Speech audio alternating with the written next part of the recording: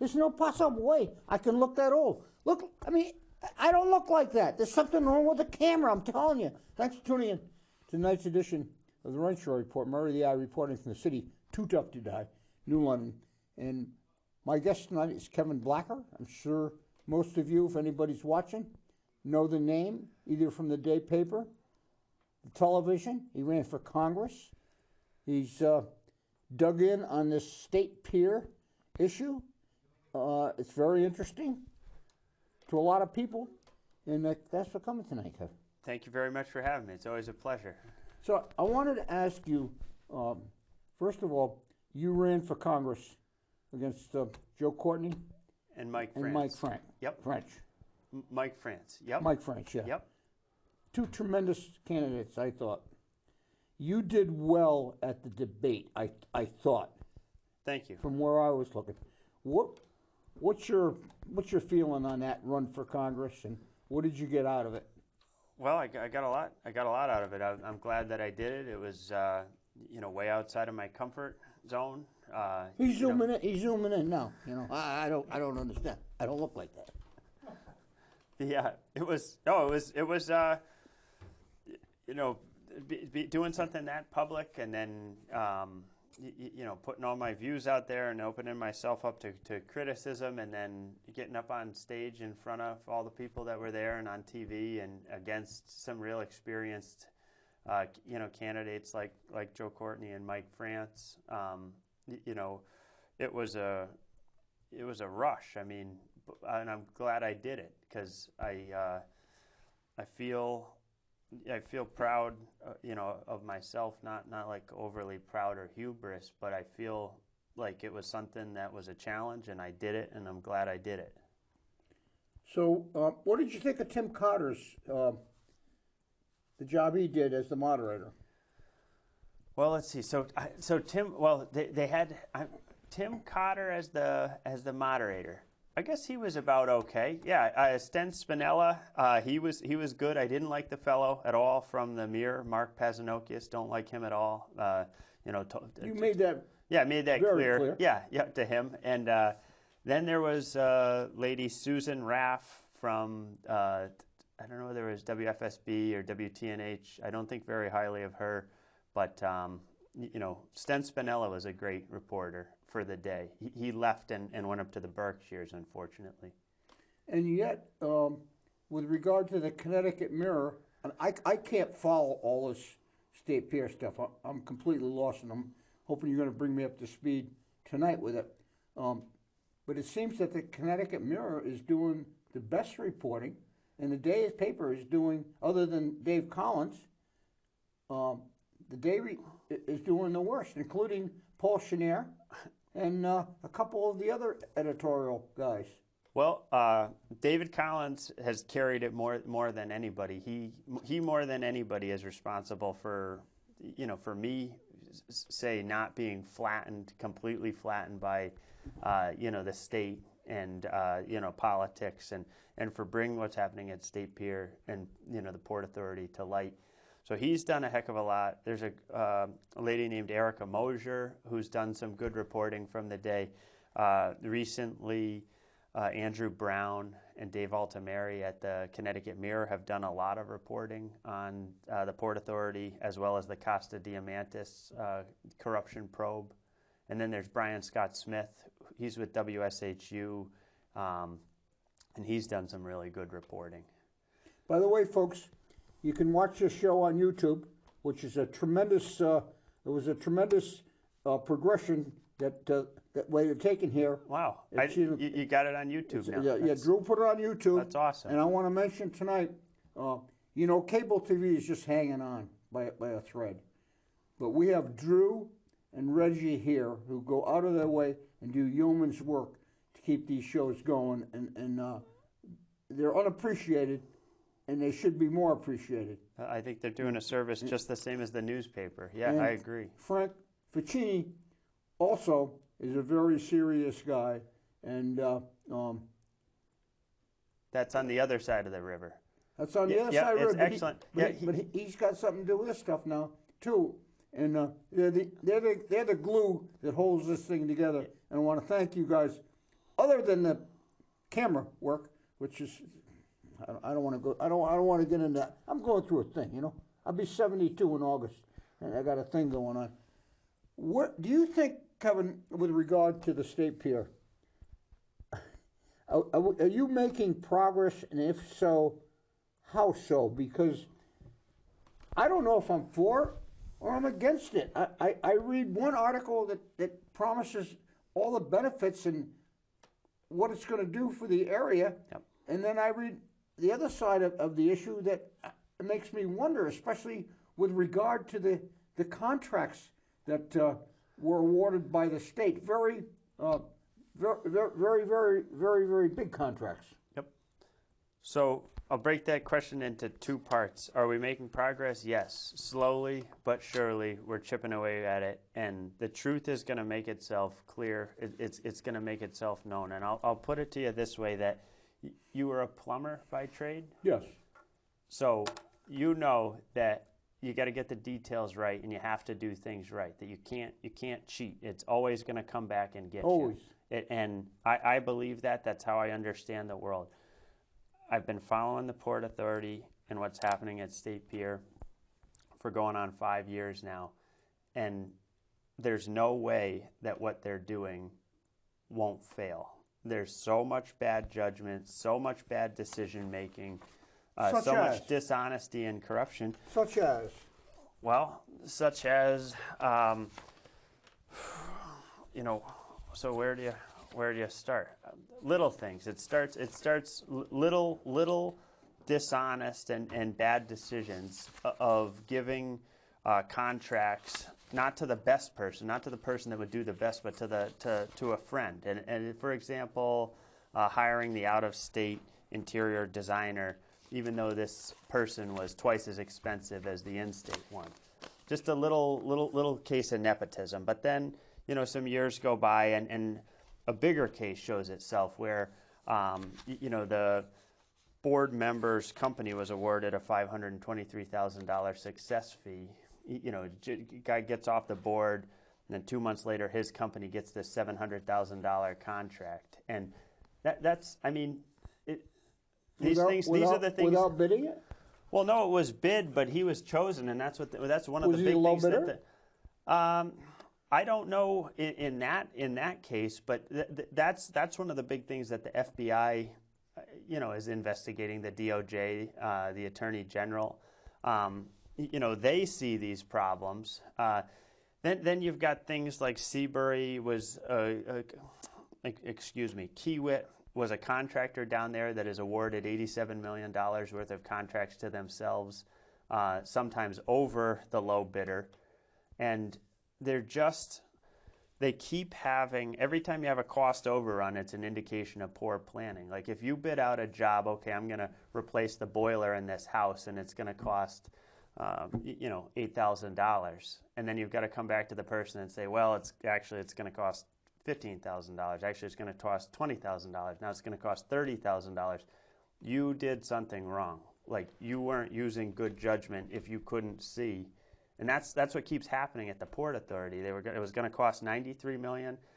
Now it's going to cost $255 million, except for. So can I set you straight on something? Yeah. From where I sit? Yeah. The success of any job, regardless if you're putting a boiler in or putting a kitchen sink in or putting a wind turbine in, yep, is all related to plans and specifications, terms and agreements. It seems to me, from what I read, that on a state level, the bidding process is and was flawed. Now, you mentioned Kiewit, who is a huge company, by the way. Yep. They just didn't award themselves these jobs. They were empowered to do this by the terms and conditions of the contract that the state made.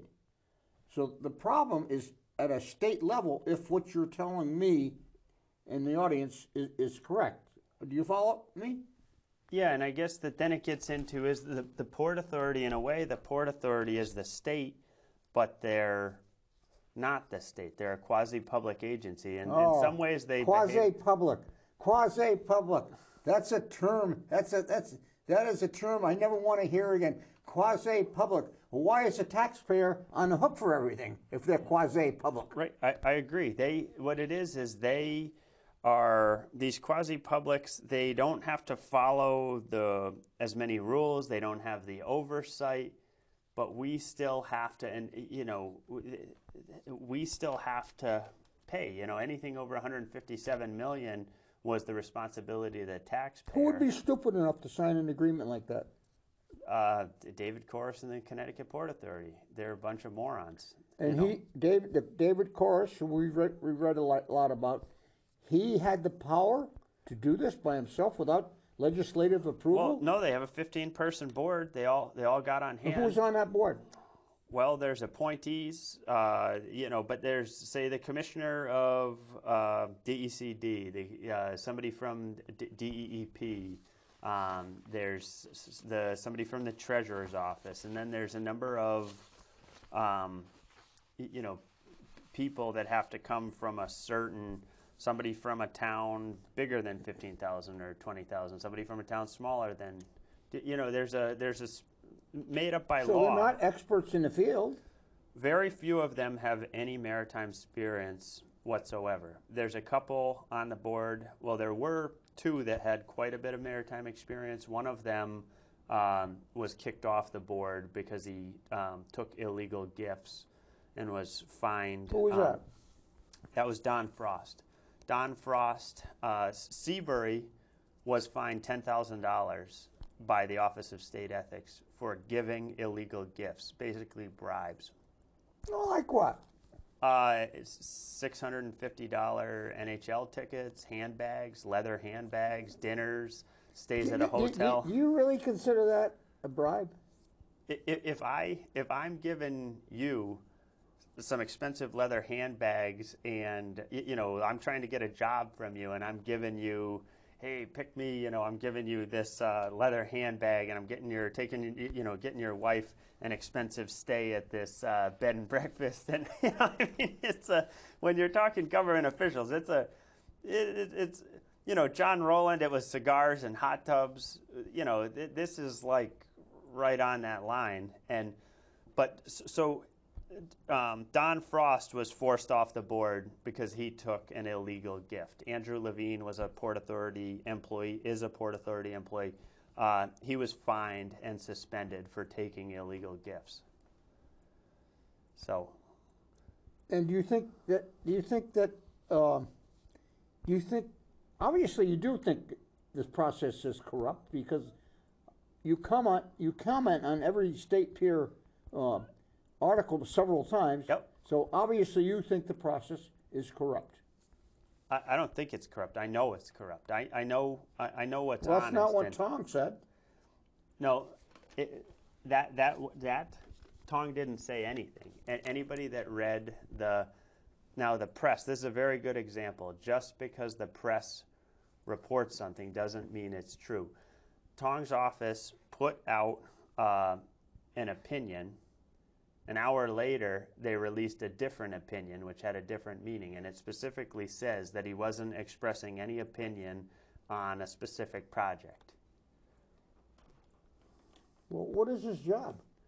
What is Tong's job? Yeah, Tong, he's a puppet. He's a political player that's serving Lamont and protecting Lamont. He should be serving the people. But he's just a weak little puppet. What is your opinion of Lamont in this whole process? Lamont, I think. I'm not gonna. I couldn't say like Watch it on now, TV. Peter. I know. Yeah, I couldn't tell you. I know. I gotta start the car I know. after I won't tell you what I think of him. But good for nothing. He's just absolutely. You think good, he good knows? for nothing. Yes, he knows. They all know, and they're trying to cover it up, and that's what's going to get him. That's what's really going to get him, and that's why I'm not going to let this go. That's why Colin's not going to let it go. The press isn't going to let it go. And when we break it, what's going to really get them in trouble is that they knew and they tried to cover it up. And that's what I'm going after. And that's what got everybody at Watergate. It was. Now, Kevin, you had a meeting the other day. Mm-hmm. What was that all about? A meeting? There was something on either Facebook or... Let's see. Well, I went to, you mean up in Montville, or I've been following, you know. I'm not sure. Well, you brought people in to discuss the state pier someplace. It was last week, I believe. I'm trying to think. A number of years ago, we had a meeting on Martin Luther King Day. That might have been, you know, rediscussed or brought up. But recently, I don't believe I've had. I was up in Montville at, you know, a meeting up there when they displaced the salt business from State Pier, and all the conventional cargo Gateway who displaced them and shut down our port, then started their own port up in Montville, and they're now having a lot of noise complaints. So I've been going to the meetings up there, town council and zoning, but that's about the only kind of in-person stuff I've done. Tony Sheridan, Chamber of Commerce Executive Director. Yep. Mike Passero. Yep. Several other people Yep. tell me this is the best thing that's happened to this area since the last hurricane. You disagree? Since the last hurricane? No. Wait, and they think that the last hurricane was a good thing? No, that's my... Yeah, I was going to say, yeah, I got you, yeah. You seem to have the opposite opinion. Additionally, there's a gag order when nobody's supposed to say anything unless it's good. How did that come about, and what is your position on that issue? Well, let's see. Tony Sheridan is not very smart if he thinks that this is a great thing for the region. It's a bad bet, terrible bet. He's backed up by the day paper. Yeah, they're all political. They're all just you know, brown nose and politics all the way. They're I don't take their word or thoughts or opinions are not worth any value. But Passero, he signed a host community agreement for $5.2 or $5.4 million. You know, that doesn't actually, it's not going to pay if the project doesn't go to full scope. But there's the potential for New London to get about $5 million. And one of the conditions was that Passero has to make positive press comments and positive press appearances, and he has to refrain from... Isn't that irregular? That requirement would be... Yeah, it's really dishonest, because basically you're buying a public official. You're buying off a mayor. Hey, I'll give you $5 million, but you have to basically be our puppet and say these positive things about our development. Even if he doesn't believe them. I mean, I wouldn't for no amount of money, I'd have somebody tell me I have to say. But the mayor fought hard to have a reimbursement from the project. It wasn't that easy. It wasn't. He had to pull some strings, and he had a hard fight on his hands. Well, the day helped with that fight. I helped with that fight. All the legislators helped with that fight. Yep, and you know, he worked and tried, but he made a bad deal, because the deal only pays if this project goes to full scope. And what does that mean? If the project goes to full scope, what is full scope? Well, full scope is that it gets used. That they ship the 3 wind projects out of it. They sign the sublease. They haven't signed the sublease. That they come up with the money, that they're able to finish it. And I think you know as well as when you say they, the Northeast Offshore Wind, which is the partnership between Eversource and Orsted. Don't get me going on Eversource, Kevin. Oh, I know. I just got my bill. I know. Don't start that tonight. Yep, I know. We'll get into that in a little bit too, because I know you got your brother's involved somehow. Maybe. We're all involved. Yeah. Wait till with next his. month when you get I know. Well, he's Screw involved. Eversource. Yeah. Oh, he's involved with paying a huge electric bill. Yeah, absolutely. Yeah. So when will we know if this thing is going to come to fruition? Is it going to be years away? Well, it could be So we've been fighting for 4 years. So it could be we fight for another 2 years. I mean, it could be that the fighting continues for another 2 years. I think something's going to happen much, much sooner than that. Like what? Well, in the short term, they're supposed to hand the project over. The project's supposed to be done February 28th. They're supposed to hand it back to Gateway. This February? This February, like 6 days? Are there liquidated damages involved? Yeah, there's all sorts in the contract. There's all sorts of damages if they don't have it done on time. To be paid back to the state? No, that we have to pay to the private partners. Oh, this has got nothing to do with the construction end of it. This is... No, if we don't have the place, well, so if the Port Authority doesn't have the place ready, then they'll just ship the private partners, Eversource and Orsted, will just ship the wind components from some other port. They'll kind of just walk on this project and then see if we have it ready for the next one. But we have to, the Port Authority is out of money. They're going to have to go back to the bond commission and ask for more money, and if they don't get it, there are provisions in How much money? How much more money? They won't tell anybody. Write this down, Kevin. I want you to make note of this, and I don't want you to forget this because I came up with this a couple months ago. Yep. It's easy to be stupid when you're spending somebody else's money. Remember that. Yep. I'm going to be remembered for that by some people when I drop dead, because it's deep. No. It's easy to be stupid when you're spending somebody much else's money, and it pertains particularly to government. It's a great saying. Yeah, no, because when it's your money, everything changes. Yeah, no, it's a great saying. What is the next the bonding commission meetings? Do you attend them? Yeah, I attended the last one, and David Corus lied to the bond commission, and I stood up in front of a room of 75 or 100 people, and I told him, I stood up and I said, that's a lie. He's lying to you, and I expected I'd be thrown out of the room, but nobody came to even try and stop me, so I just kept talking. I said... How did he lie? Well, at that point, he lied and said that lease payments weren't included in what they're considering private investment. That was a lie. He also lied when he said that the private partners can't walk away.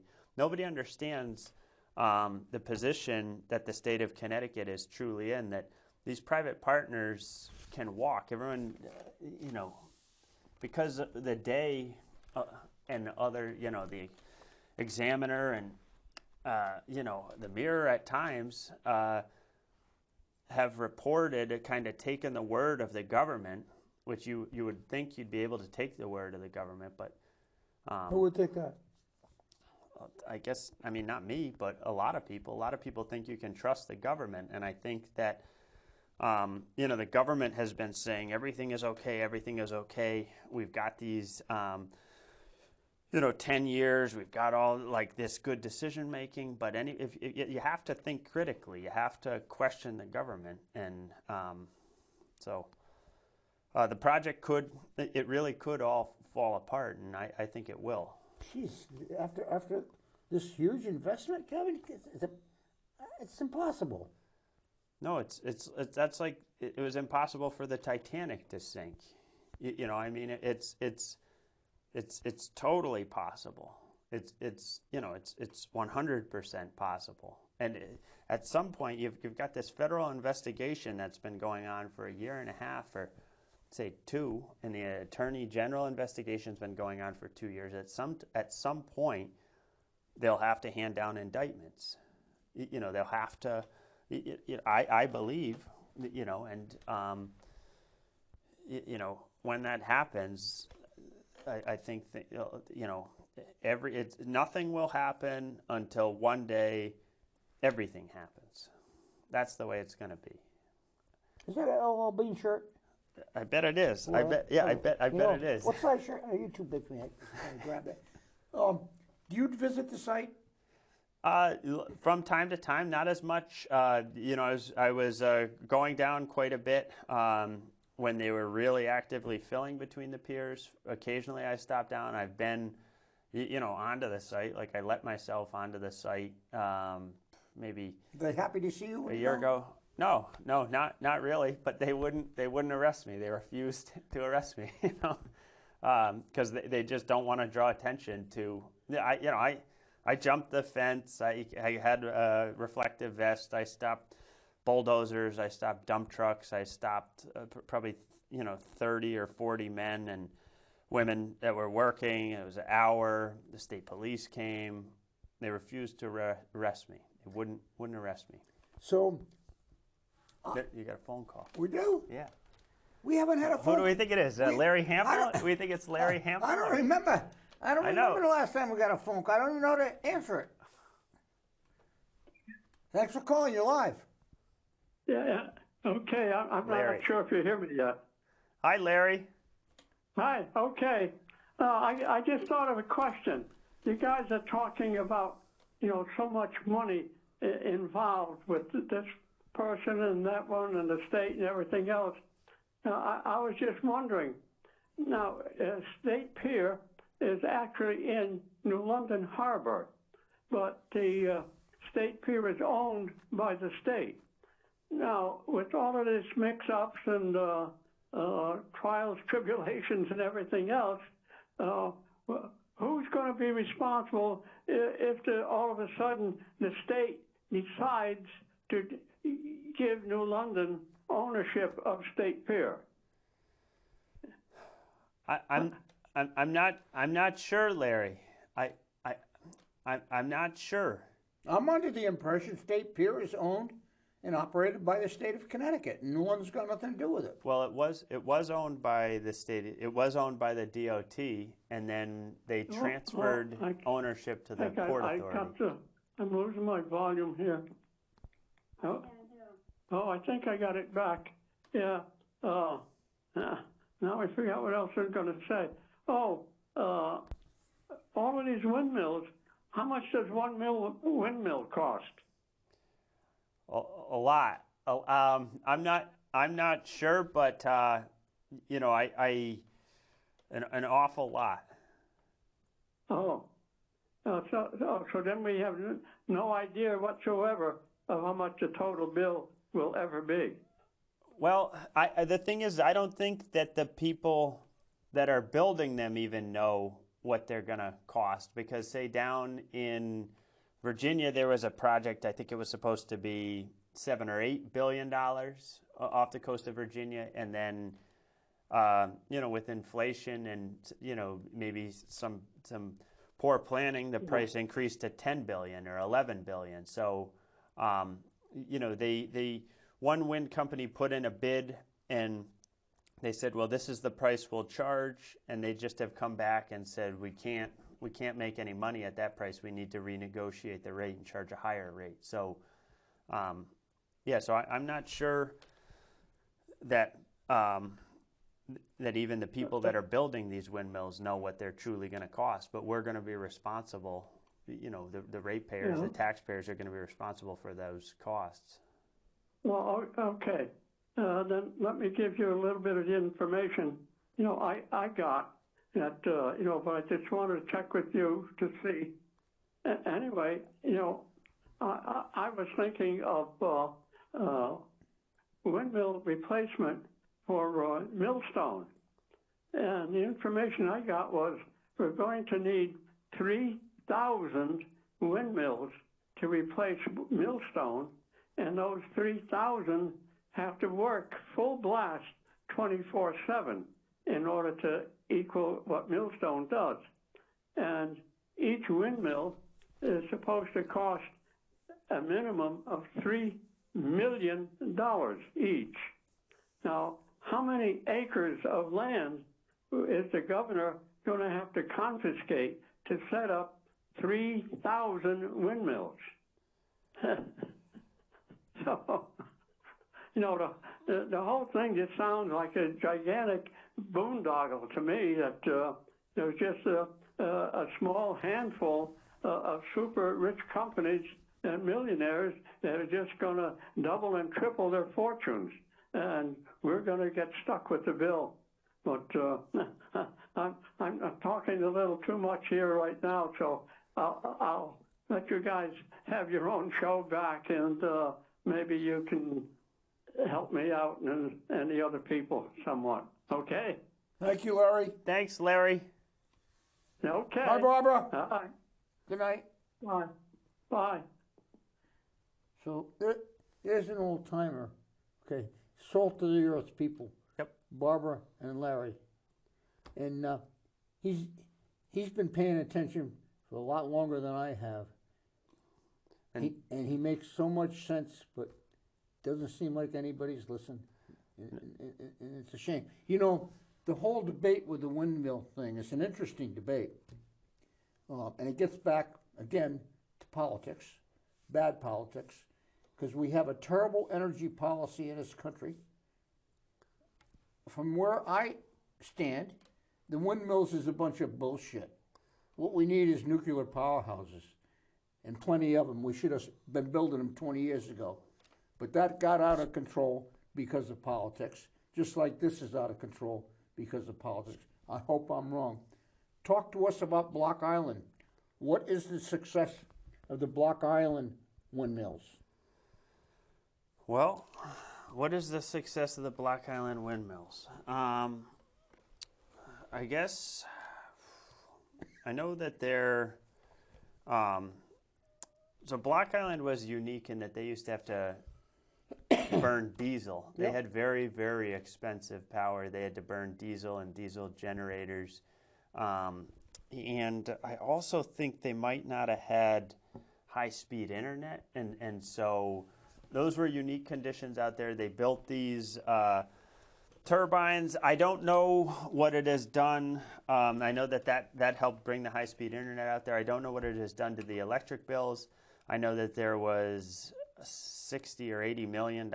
They won't disclose what the costs were, but there was $60 or $80 million worth of unplanned repairs that needed to be done. So Kevin, rather than ramble on about that, isn't the question, is if I live in Block Island, is my electric bill cheaper, the same, or more expensive after this initial investment? Does anybody have that answer? Let's see. I don't know. I don't know. And with regard to this windmill project, what effect is that going to have on our electric bill? I don't think anybody knows. What are we doing it for then?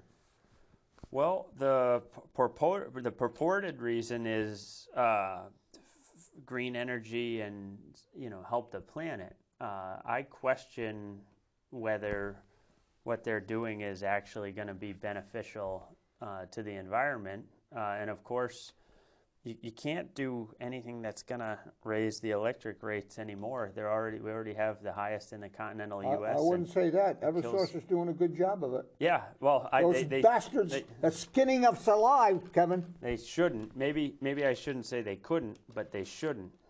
Yeah, and obviously we need electricity. We need power, but it needs to be cheap. There needs to be, it needs to be clean. It needs to be cheap. When Joe Courtney comes on the show occasionally. Yep. He's a great guest, by the way. What was I going to say? What were we talking about? We were talking about the cost of electricity. Oh, I asked Joe, who can we get to answer some questions about the biggest crooks in the United States of America, Eversource? And he said the key guy. Do I look funny? No, that's a good one. I like that. No, I like it. So Joe said the key guy is the Senator Needleman, whoever he is, and I like to get Senator Needleman. Norm Needleman. Yeah, Essex. He's a senator. Yeah, from Essex. Yeah. What's your interaction with him, if any? I give him 2 thumbs down. 2 thumbs down? Yeah. Okay. Well, when you get your next electric bill, you're going to give him 3 thumbs down. Yeah. Because we have given, and I say we, our elected officials have given Eversource a license to steal. Yep. They should be ashamed of themselves. Every one of those bastards, okay? Every single one of them that's involved with it, that voted on it. They have no idea what they did. These guys are no match for big business. You know, Eversource, when they negotiate a contract with this half-ass outfit called PIER, who is made up of a bunch of other bullshitters, by the way, then there's nobody representing the ratepayer. They seem to be representing Eversource. Because if they were, we wouldn't have the highest energy rate in the United States of America right here in Connecticut. Yeah, I think that Eversource is probably the most powerful political player in the state of Connecticut, and all of the legislators, almost all of them, serve Eversource. And another thing that, I mean, I admire them because they say they're trying to do something now, but the jackass is out of the barn, okay? The damage has already been done. Now they want to have these committees to investigate this stuff. It's too late. Yep. No, and it's always, anytime the legislators want to have an investigation, it's always just kind of to act like they're doing something and save a little face and make believe that they, are trying to fix the problem. Do you have anything to do with PIER? Do I? No, I don't have anything to do with PIER. No, but do you know?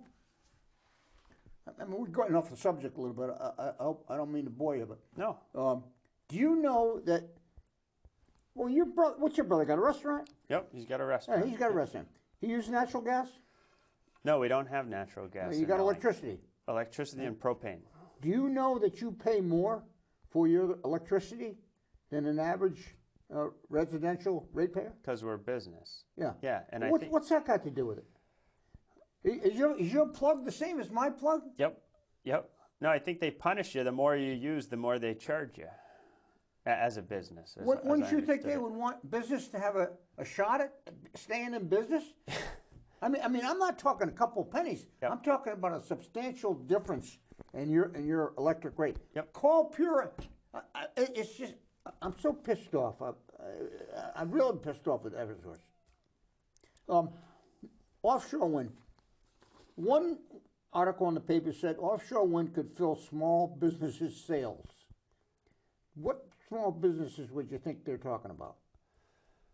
Who's making the money? What small businesses? Well, there would likely be some small businesses, some maybe small manufacturing. I don't know. I think the problem, here's the problem. Tony Sheridan and a lot of the people, a lot of the legislators, they didn't work. Tony worked. Physically? He Absolutely. worked physically? Absolutely. Doing what? He was a plumber. He was a plumber? Absolutely. For how long?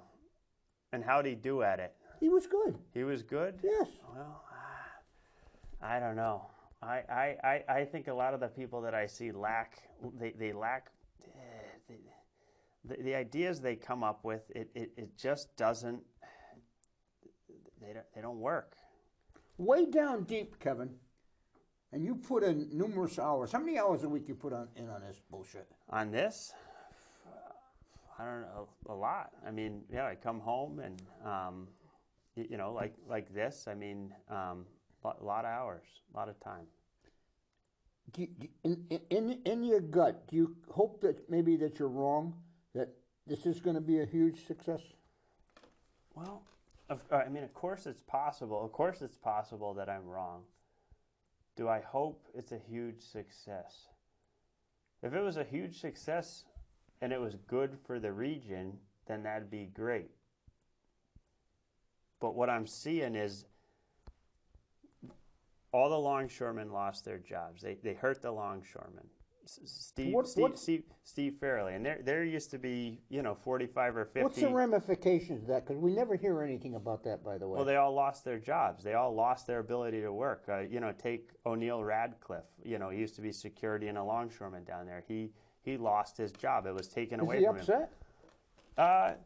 Well, I mean, he's a pretty positive person, but yeah, he was upset. All the longshoremen were upset. You take, Victor. I don't even know his last name, but he was a longshoreman. He lost his job. That was his, his income. And Steve Farrelly, his family, they lost their business. It ruined his finances. They hurt him. Those were small. He was a small business. He employed 50 or 60 local trucking companies. All those guys lost that work. All the local snow contractors, they all had to drive to Providence and New Haven instead of coming right here to State Pier. It hurt them, and it cost them a lot of money. So when you see stuff like that, and then you've got people, maybe Tony Sheridan worked, but what he's doing now, it's not, this, and they're talking about it could be jobs, but we've already lost, not could be jobs, but real jobs and hurt people. So I don't, if it was good, then that'd be great, but I don't think it's going to be good. Now, what's your next move, Kevin? What are you doing next week to your involvement with the State Pier? What am I doing next week? The same thing I do, basically. Well, I mean, what I'm going to do is just, work my regular job and do all the things that I have to do, and then look for opportunities. Look for, look for the next thing to hit them. The next thing to chip away at. Try and see when the next meeting will be. Ultimately? Yeah. What are you trying to achieve? To win. I'm trying to and win. What would constitute a win? Getting the truth out, showing that these guys were not being honest. They weren't being kind. They weren't being fair. That myself and say Steve Farrelly and David Collins and the others that have been saying that this isn't right and isn't fair for 4 years, that we were right. That's this is a fight, and on principle, like I don't like losing. I don't like losing fights. Like, I got into a fight, I want to win the fight. I want to finish the fight, and on principle, not quitting. I want to finish. This. Is it possible the fill issue? Tell us about the fill issue, and is it possible that's true? Well, so there is definitely a problem down there at the site with this stuff called dense graded aggregate that was being hauled in by a company called Cobaluk. There's a dispute going on that this material did not meet specification. It had all been installed. It was all had to be dug out. And we talking a couple dump trucks?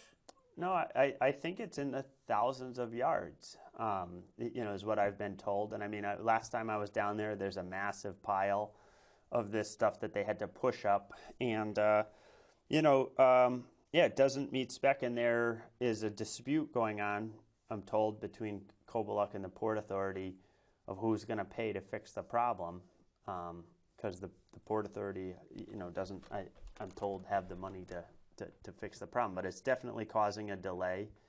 And you got to remember that February 28th deadline. They don't have time for delay, and they don't have any money. There's no way it's going to be done February 28th, is there? But they're telling everybody that it is. Who is? The Port Authority. They know it's not going to be done February 28th, but they could have told us all, And where does that show? I haven't read that. Let's see. They talk about it at the meetings. It's been reported. Does the day paper attend the meetings? Yeah, they typically typically do. Yep. Where are the meetings held? Ever since COVID, they've been on. For years they were in person, and you'd drive to Bridgeport or New Haven or up to Hartford a lot. And but then since COVID, they've been on a telephone call.